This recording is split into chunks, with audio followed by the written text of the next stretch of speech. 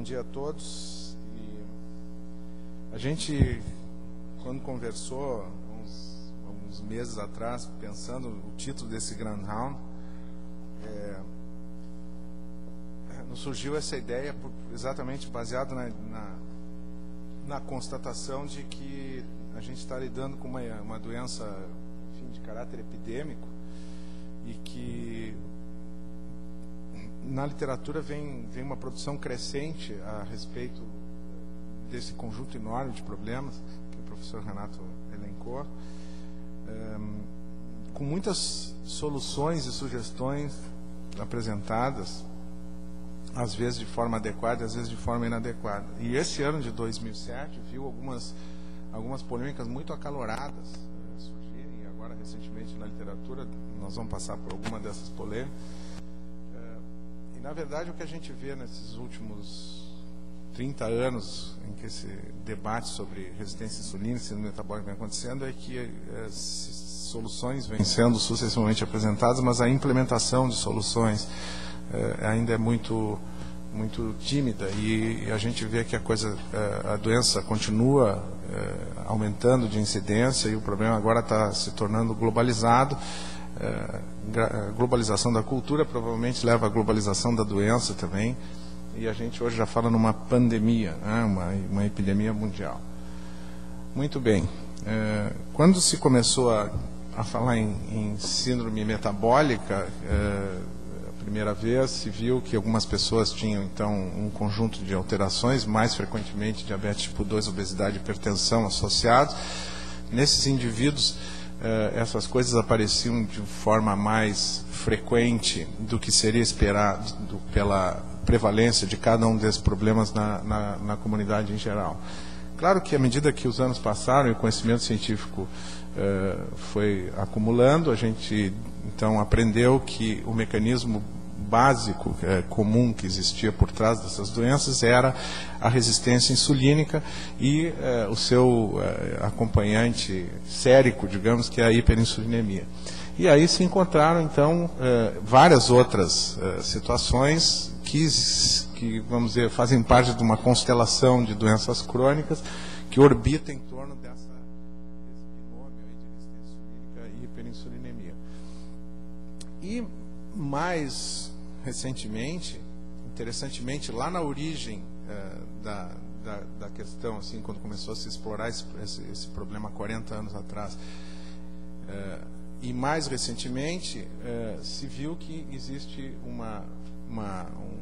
um ente presente com uma frequência muito grande, que está sendo cada vez mais valorizado, que é a obesidade. Então, a gente hoje está tendendo cada vez mais a achar que essa síndrome metabólica, que é uma síndrome de resistência insulínica e hiperinsulinemia, na verdade, ela é uma expressão bioquímica e molecular de uma doença antiga que a gente conhece, que é a obesidade. Muito bem, então isso é multifatorial. A gente sabe que existem vários componentes, né? Componentes étnicos, genéticos, estilo de vida, fenômenos históricos, antropológicos, mudanças no padrão de vida da civilização, hábitos adquiridos, e se vê que, enfim, todo esse conjunto de achados acaba se espelhando num espectro clínico que inicia pelo aumento de peso, principalmente essa questão da obesidade central, obesidade abdominal, e que acaba desembocando em doença crônica, principalmente diabetes tipo 2, doença cardiovascular e morte. Bem, por que então se fala hoje, 2007, em abordar, manejar, prevenir, tratar a síndrome metabólica? A gente pode discorrer durante horas sobre todas as questões clínicas e situações médicas que estão envolvidas nessa situação de síndrome metabólica. Mas, na verdade, a gente poderia focar e resumir a duas questões. A primeira é que quem tem síndrome metabólica morre mais de doença cardiovascular. Isso é uma constatação epidemiológica que não precisaria de discussão acerca dos mecanismos de proliferação celular, dislipidemia, hipertensão, que são bem conhecidos. A simples constatação epidemiológica já nos faria ter aqui um argumento bastante para transformar isso numa preocupação grande no meio médico e justificar todo o esforço em entender e tratar. E a segunda é que, nos indivíduos com síndrome metabólica, a incidência de diabetes é altíssima, de tal maneira que se fala hoje em pré-diabetes e cujo, vamos dizer, corolário metabólico celular seria essa resistência insulínica e a síndrome metabólica. Então, prevenir diabetes tipo 2 e prevenir eventos cardiovasculares seriam as duas grandes metas da abordagem do manejo da síndrome metabólica e da resistência insulínica. Bom, existem várias hipóteses, né, sobre os mecanismos que levam à síndrome metabólica, que levam à resistência insulínica, mas tem uma hipótese funcional do professor McGarry, da Universidade do Texas, que faleceu há não muito tempo, em que ele coloca um papel central do tecido adiposo, deposição precoce de gordura e diminuição da reesterificação de ácidos graxos livres, levando então secundariamente ao acometimento muscular e à redução da captação de glicose. E quando a gente fala aqui em deposição de gordura, nós estamos falando aqui em obesidade. Então, enfim, essa é uma das muitas hipóteses funcionais que tem acerca da síndrome metabólica, que diz para nós que o tecido adiposo abdominal, o tecido adiposo central, tem um papel fundamental nisso. Então, a gente está falando, assim, do ponto de vista fenotípico do paciente em obesidade. Muito bem.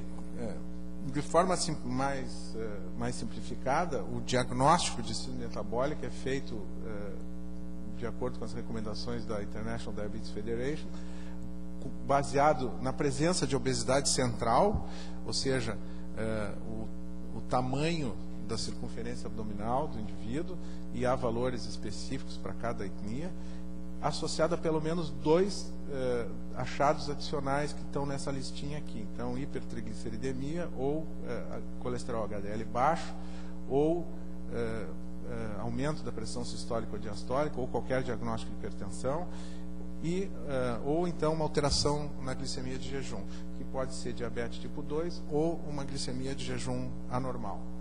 Então, 2 desses associados à obesidade central faz o diagnóstico de síndrome metabólica. E quando a gente está fazendo o diagnóstico de síndrome metabólica, a gente está falando em presença de resistência insulínica. Bom, como dizia no slide anterior, o valor da circunferência abdominal é estratificado por etnia, e para nós aqui particularmente interessa esse grupo aqui, porque são os brancos de origem europeia, que são boa parte da nossa população, em que no homem a gente fala em 94 centímetros de cintura como limite superior do normal, mulher 80 centímetros. Para outras etnias, onde eles incluem africanos subsaarianos, traduzam-se negros imigrados da África, usa-se dados iguais aos dos brancos europeus e dos povos mediterrâneos também. Como não existem estudos ainda epidemiológicos suficientes para embasar uma cintura específica para essas etnias, a gente aplica aqui a mesma coisa. Quem olhar essas tabelas não deve se confundir com sul-americanos étnicos, que seriam os nativos, né, os nossos índios, que caem nessa categoria aqui. Nós não somos sul-americanos étnicos, nós somos provavelmente enquadrados nessa categoria de brancos europeus ou negros africanos. Então, 94 centímetros para homem, 80 centímetros para mulher. Esse é o elemento indispensável para o diagnóstico da síndrome metabólica. Muito bem. A origem disso, a gente imagina que tenha uma base genética, de seleção genética da população, e num espaço de 25 mil anos a gente evoluiu de um modelo de muito exercício e pouca comida, né, para um modelo de nenhum exercício e muita comida, em que aqui foi selecionado um genótipo adequado ao ambiente, que nesse cenário aqui se tornou um genótipo de suscetibilidade, e a gente vê que a alimentação das populações realmente sofreu uma drástica modificação ao longo da história, com um grande aumento do consumo de gordura e açúcar, né, em detrimento do amido e da proteína, e, ao mesmo tempo, a quantidade de atividade física relacionada com a sobrevivência do homem foi diminuindo também de forma muito intensa. A solução do problema que a gente vê hoje provavelmente seria fazer o caminho de volta, né? Fazer a neandertalização do homem moderno, que, claro, significaria fazer exercício, ter uma alimentação saudável, e aí a gente vai se defrontar com os problemas, né? Que são as barreiras culturais e educacionais, o papel da mídia e até mesmo a questão da urbanização desregrada e da violência urbana. E aqui, na questão da alimentação saudável, a gente vai ter problemas envolvidos nos mecanismos de controle do apetite, saciação, saciedade, que também sofrem influência desses elementos aqui. Em função dessas dificuldades é que vem surgindo, então, ao longo do tempo, todo tipo de propostas, né, para manejo dessa situação, e a busca por soluções não, digamos, fisiológicas, mas sim intervencionistas, farmacológicas, é crescente em função dessas dificuldades de refazer essa viagem cultural multissecular. A evidência epidemiológica de que isso que a gente fala dessa transição nutricional e da mudança cultural é verdade, ela pode ser encontrada em vários estudos, mas talvez um dos mais impactantes é o Enhance 3, né, que mostrou que existem alguns fatores individuais que parecem proteger o indivíduo da síndrome metabólica, e 3 são particularmente marcantes, que é ser fisicamente ativo, ingerir carboidratos de forma moderada e nunca ter fumado.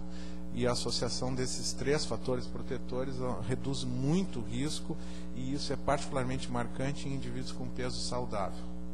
Então a gente tem isso já como um achado epidemiológico contemporâneo que confirma toda essa tese acerca dessas mudanças culturais. Então, se a gente pudesse mudar esses fatores de estilo de vida, a gente provavelmente conseguiria reverter boa parte dessa epidemia. O que não acontece porque existem uma série de fatores que levam a gente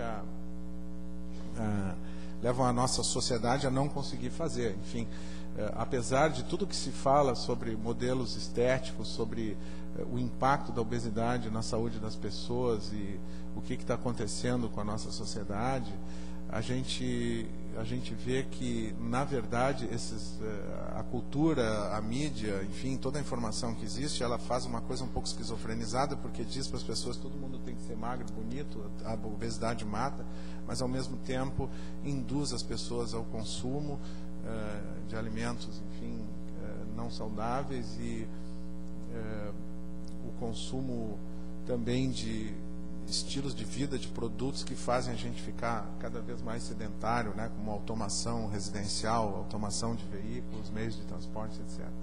E aí começa a aparecer nesse mesmo conjunto, né, de fontes de informação nos meios de comunicação, assim que surge alguma perspectiva de solução imediata para o problema, solução imediatista, começa a reverberar. Então, cada vez que surge um novo remédio, surge alguma reportagem interessante num veículo de alta penetração falando das maravilhas do novo medicamento.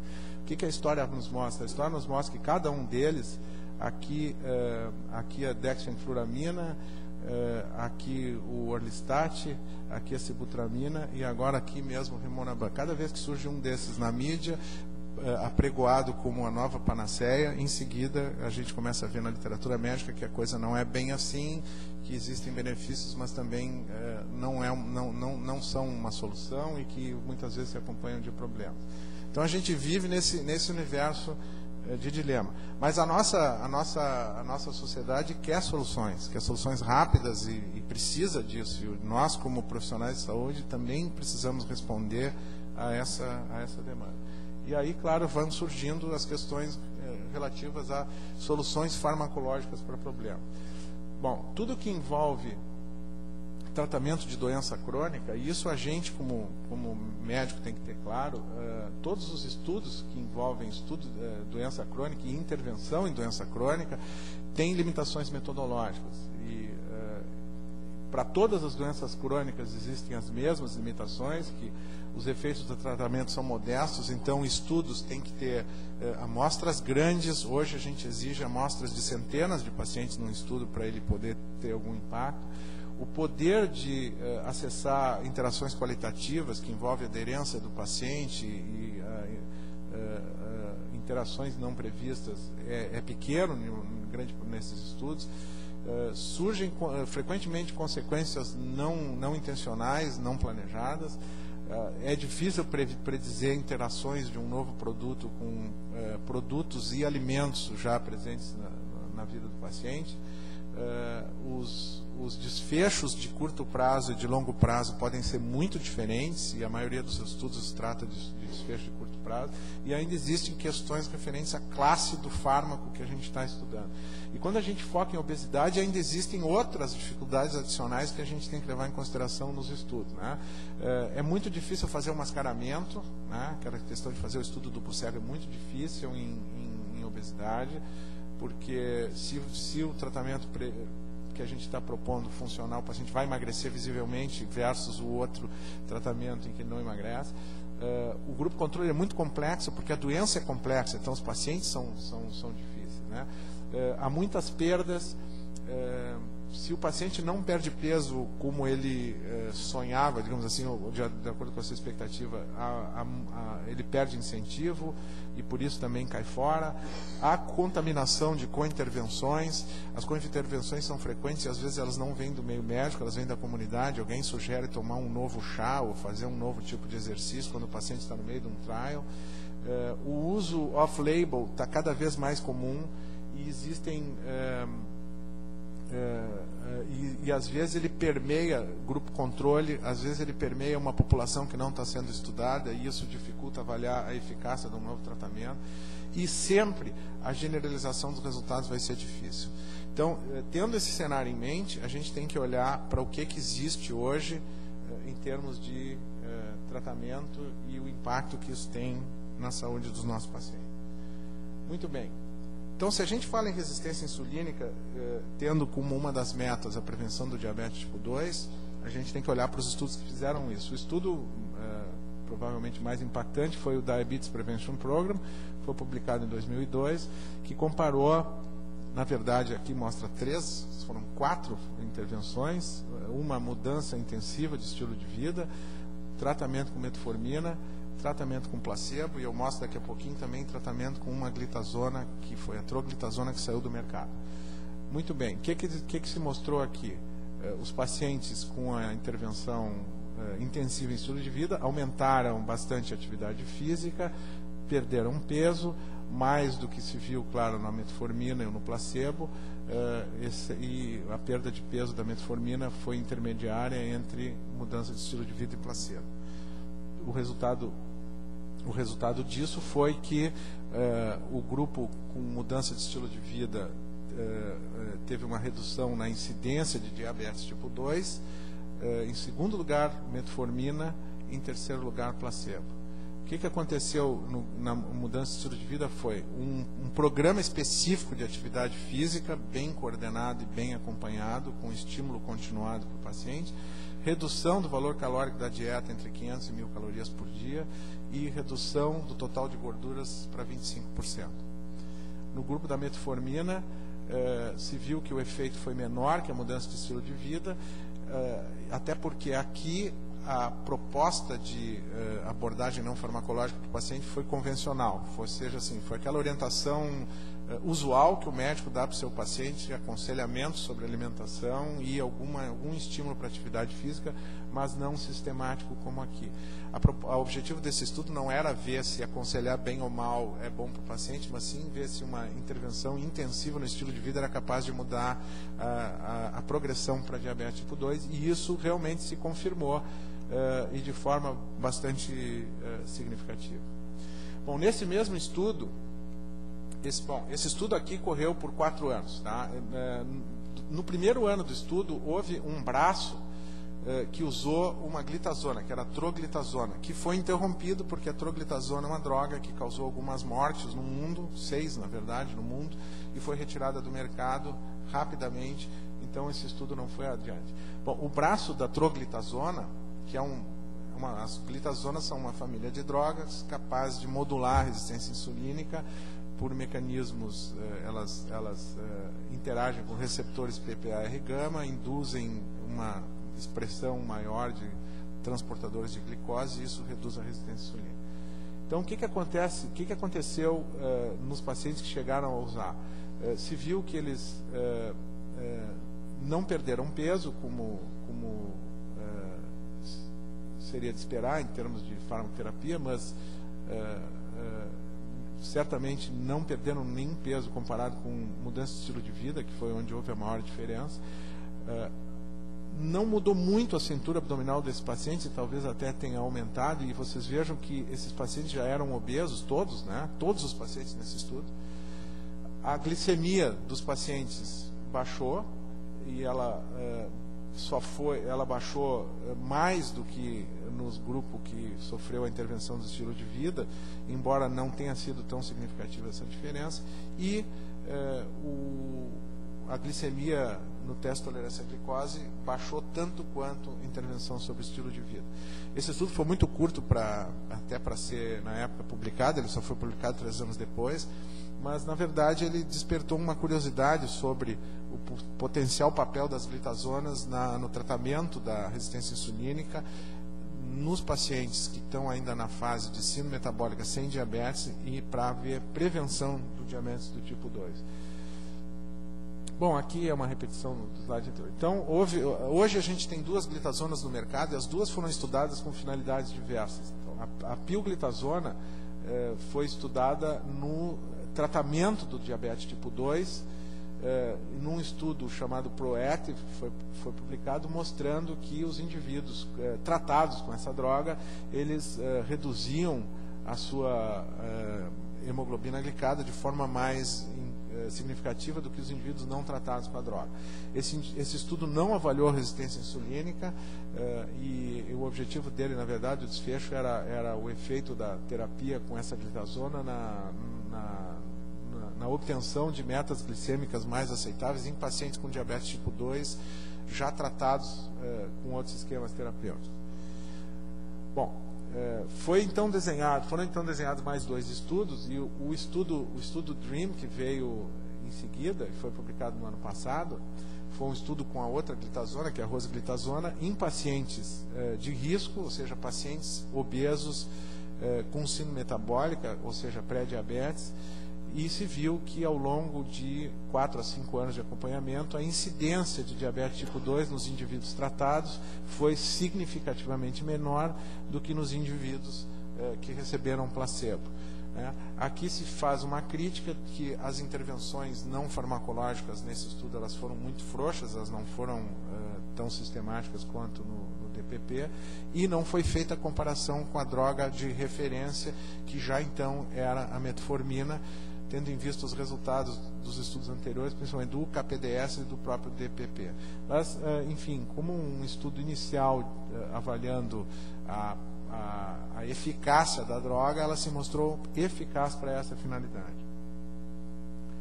O DREAM mostrou uma coisa interessante também, que ele, como o objetivo era reduzir a incidência de diabetes em indivíduos pré-diabéticos, ele mostrou que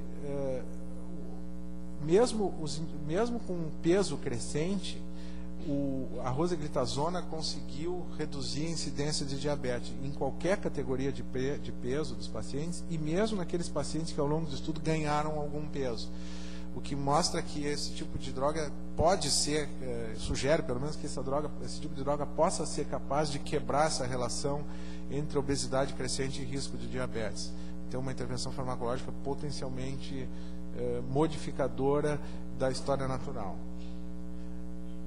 Bom, seguido-se ao DREAM, se publicou um outro estudo com rosiglitazona, que foi o ADOPT, que já não foi mais em pacientes pré-diabéticos, mas foi em pacientes com diabetes tipo 2, em que o objetivo do estudo era ver se o uso da rosiglitazona em metformina conseguia conservar, digamos assim, a função da célula beta do paciente e diminuir a progressão da glicohemoglobina para níveis inaceitáveis na forma de monoterapia. E foram feitos 3 braços, né, comparando então a rosiglitazona com metformina e com sulfonilureia, e o que se mostrou foi que ao longo do tratamento a sensibilidade à insulina dos pacientes foi melhorando com as 3 drogas, mas de forma muito mais significativa com a rosiglitazona, mostrando que a glitazona então é capaz de tratar um dos componentes quer dizer, um dos mecanismos do diabetes tipo 2, que é a resistência insulínica. Esse estudo, vamos dizer, ele veio confirmar o que se imaginava que fosse o resultado do tratamento com essa droga em termos de controle do diabetes, controle da glicemia, já que quando a droga foi lançada não havia estudos longitudinais adequados para avaliar a eficácia, e esse foi um estudo de eficácia e agora, inteligentemente, comparado com a droga de referência, que é a metformina. Muito bem. Isso foi publicado no fim de 2006 e em maio desse ano surge uma meta-análise no New England Journal of Medicine sugerindo que pacientes tratados com rosiglitazona tinham uma maior incidência de infarto do miocárdio e morte de causa cardiovascular. Isso foi uma meta-análise que foi muito criticada, porque incluiu alguns estudos menores e houve algumas dúvidas sobre a interpretação, e gerou enorme debate, mas o que os autores mostram é que, estratificando de qualquer maneira, pela droga em uso ou pela condição clínica prévia do paciente, parece haver um aumento da incidência de doença cardiovascular nos pacientes tratados com rosiglitazona. 15 dias depois, o fabricante, então, publica na mesma revista, a pedido da FDA, se quebram códigos de randomização, e eles publicam, então, uma análise intermediária dos resultados de um estudo chamado RECORD, que está em andamento, que é um estudo que foi desenhado especificamente para testar se essa droga se associa com desfechos cardiovasculares desfavoráveis ou não. Como foi quebrado precocemente, obviamente que não foi capaz de mostrar nem que sim, nem que não. E aqui está o desenho desse estudo RECORD, os resultados aqui embaixo. Eu não vou levar vocês através desse slide, mas o fato é que o estudo o código de randomização foi quebrado cedo, a pedido da FDA, e, portanto, não conseguiu nenhum resultado conclusivo. Então, foram só 3,7 anos. Os 3 editoriais do New England foram publicados por ocasião desse número, onde foi apresentado esse resultado. Eles recomendam que não se vilanize a droga, mas que se tenha cautela ao usar e se avalie o paciente adequadamente em função dos seus das suas outras necessidades médicas. E recomenda, então, que o estudo continue, etc., etc. Claro que isso deu uma polêmica no mundo enorme. As ações da GSK caíram nos Estados Unidos, e aí se resolveu, enfim, houve um debate no mundo inteiro, e a própria FDA resolveu propor algumas avaliações adicionais. E agora, em agosto, então, novamente no New England, saiu um artigo, um editorial publicado em função das conclusões de um painel da FDA que foi feito especificamente para avaliar a questão da rosiglitazona em julho, onde eles apresentam, então, de forma resumida, as evidências. Uma delas é o resultado dessa meta-análise que causou toda a polêmica, né, onde mostrou que existe um risco de isquemia que pode ser séria em pacientes, conforme o resultado combinado desses vários estudos na forma de uma meta-análise. E fizeram, a própria FDA chamou outros colaboradores, e um dos estudos que foram trazidos foi um estudo feito pela WellPoint. Eu não sei quem é familiarizado com medicina americana. A WellPoint é uma grande seguradora nos Estados Unidos, eles fazem seguro de vida e seguro de saúde, e eles compilaram dados de em torno de 160, 170 mil usuários do sistema deles, usando várias drogas, e mostraram na análise deles que não há diferença significativa em desfavor.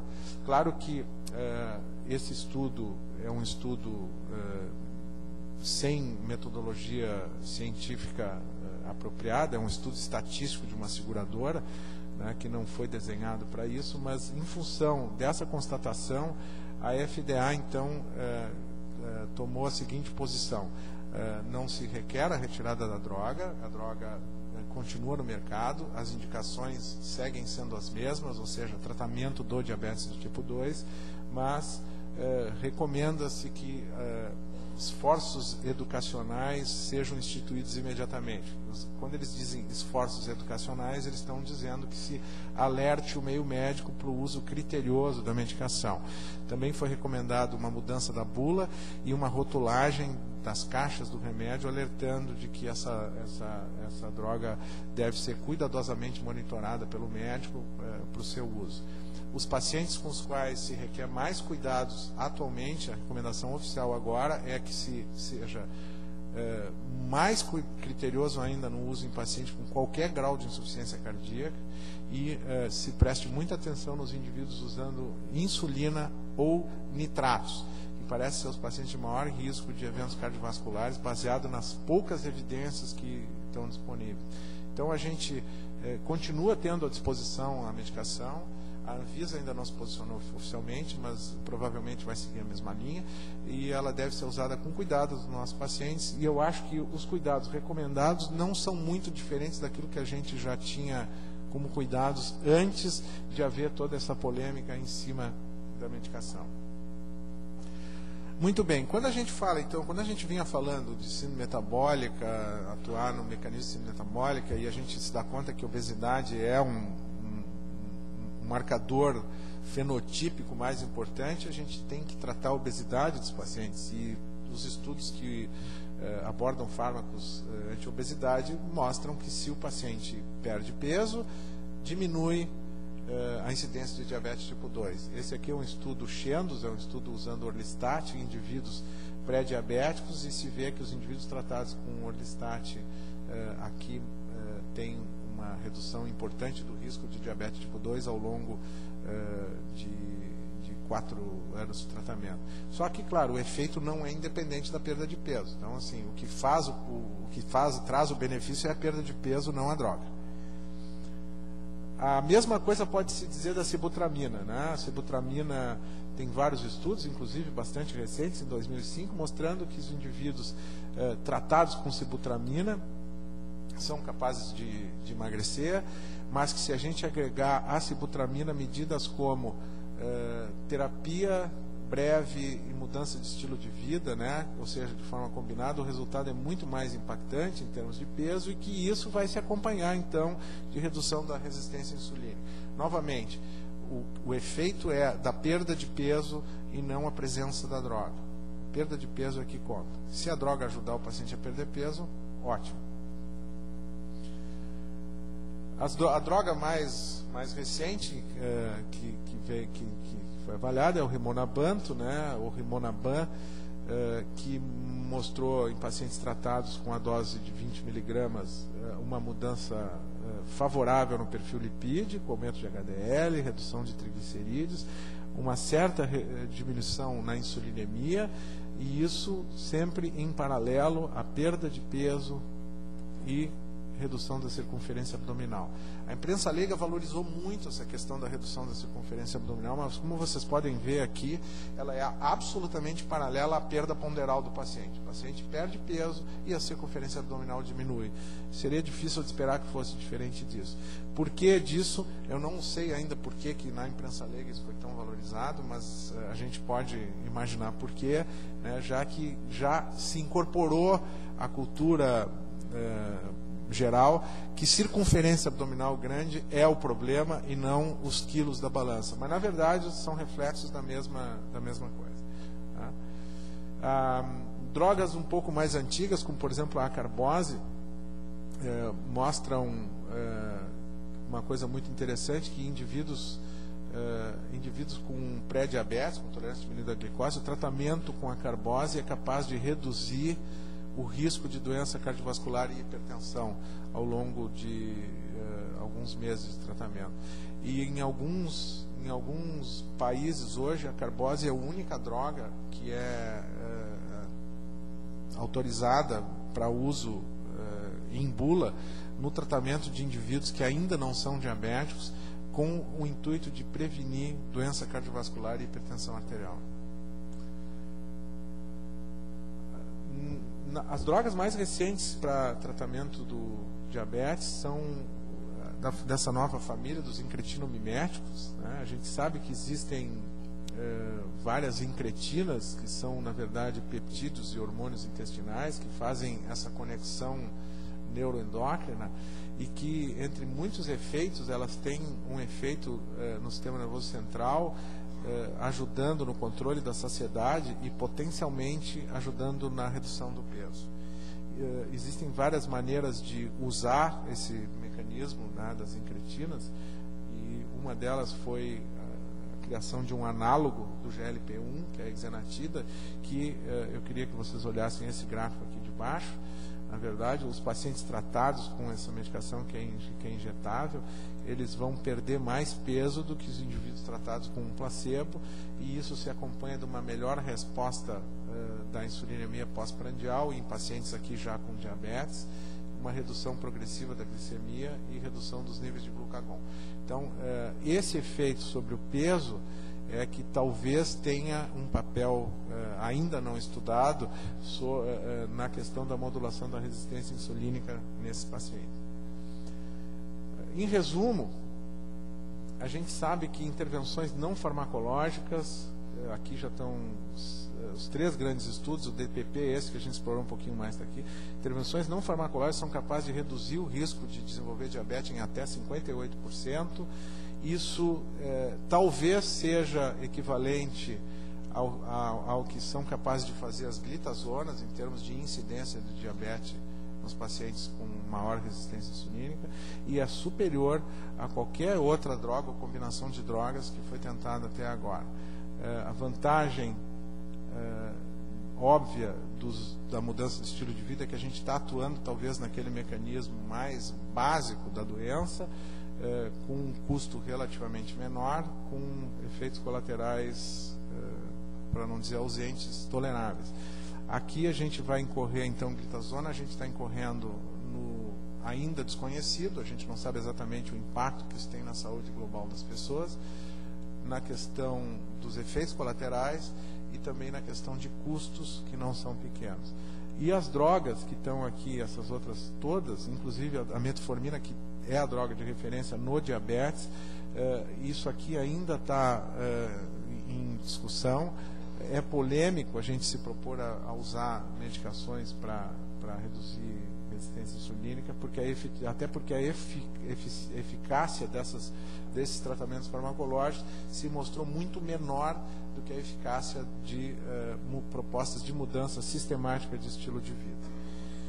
E para todo mundo pensar um pouquinho sobre isso, eu coloquei aqui quatro observações para todo mundo levar para casa. Então, assim, as medidas não farmacológicas são indispensáveis. Nunca se pode esquecer isso. Então, aquele sonho da pílula rápida que resolve tudo não existe e nunca vai ser possível, provavelmente, né? São mais eficazes que as drogas e com riscos muito menores.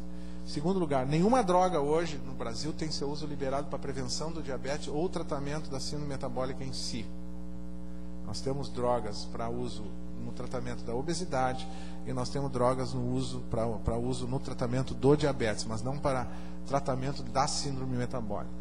Terceiro lugar, a questão de como que a gente vai julgar as evidências, né? A avaliação de fármacos requer estudos bem conduzidos. São estudos com centenas de pacientes e com meses ou anos de acompanhamento para poder avaliar desfecho. não se pode aceitar mais estudos com desfechos substitutos, tem que ser desfechos definitivos, desfechos sólidos para a gente julgar a evidência. E hoje não se aceita mais apenas a comparação com placebo, mas tem que haver primeiro uma comparação com placebo e depois comparação com uma droga de referência, porque a gente vive num mundo onde tem droga para tudo, né?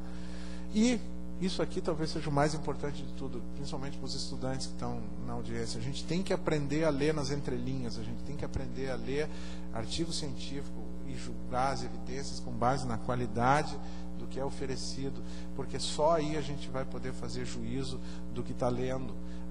E não serve ler brochura de laboratório, não serve ler folheto, não serve ler reportagem de revista leiga. A gente tem que ir para as fontes, ler o que está lá, tratar de entender, e aí sim poder tirar algumas conclusões que vão ser úteis para o nosso trabalho e, portanto, para o nosso paciente. Como esse assunto é comprido e ele não se encerra, eu vou aproveitar para dizer que nós vamos continuar tratando disso daqui a pouquinho no Encontro Gaúcho de Diabetes, que já é o 13º anualmente, né? Dessa vez em Bento Gonçalves, no fim de semana do que vai de 31 de agosto a 2 de setembro, e todos serão bem-vindos. Muito obrigado.